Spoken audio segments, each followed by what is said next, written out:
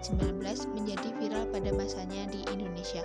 Penolakan pertama kali terjadi pada tanggal 29 Maret 2020 di Tasikmalaya dan Makassar.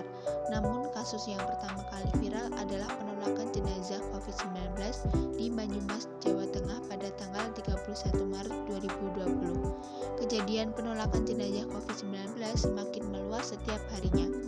Bahkan meluas dengan berbagai cara, mulai dari pemasangan spanduk penolakan sampai dengan penolakan langsung oleh masyarakat. Sampai 20 April 2020, ada sebanyak 17 kasus penolakan jenazah COVID-19 di berbagai daerah di Indonesia. Kejadian penolakan jenazah COVID-19 dikarenakan ketidaktahuan masyarakat terkait dengan persebaran virus ini, sehingga masyarakat menyimpulkan bahwa jenazah COVID-19 dapat menularkan kepada masyarakat di sekitarnya. Padahal jenazah yang meninggal karena COVID-19 sudah dilakukan prosedur penanganan yang tepat.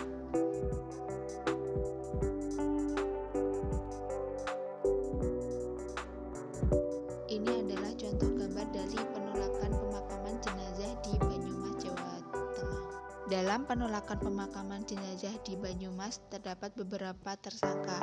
Yang pertama berinisial A, warga desa Pakuncen, kecamatan Pakuncen, Banyumas, yang diduga melempar bambu ke arah mobil ambulans membawa jenazah pasien COVID-19 di tempat kejadian perkara yang masuk wilayah desa Gelempang, kecamatan Pakuncen.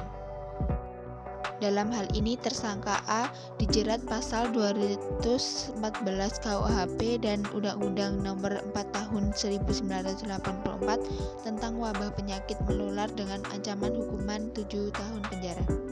Selanjutnya berinisial K, warga desa Kedung Wiringin, kecamatan Patikrejo, Kabupaten Banyumas, atas dugaan memprovokasi warga untuk menolak pemakaman jenazah pasien COVID-19 akan dijerat dengan pasal 212 KUHP dan Undang-Undang Nomor 4 Tahun 1984 dengan ancaman hukuman 7 tahun penjara.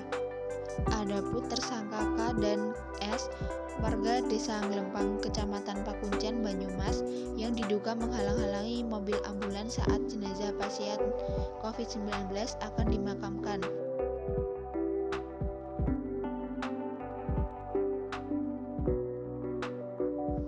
Selanjutnya terdapat hukuman.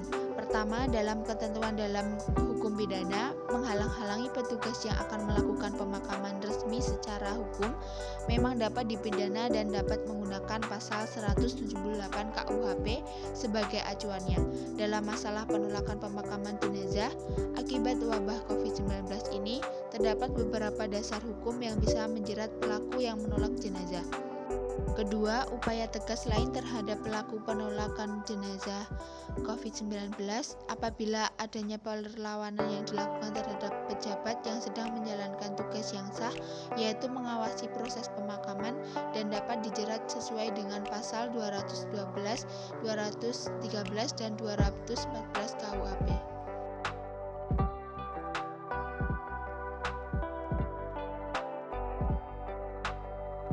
Dalam kasus penolakan pemakaman jenazah COVID-19 ini merupakan salah satu bentuk pelanggaran sila Pancasila, yaitu sila kedua yang berbunyi kemanusiaan yang adil dan beradab, sedangkan kasus tindakan penolakan itu jauh dari asas Pancasila, yakni tidak berperi kemanusiaan.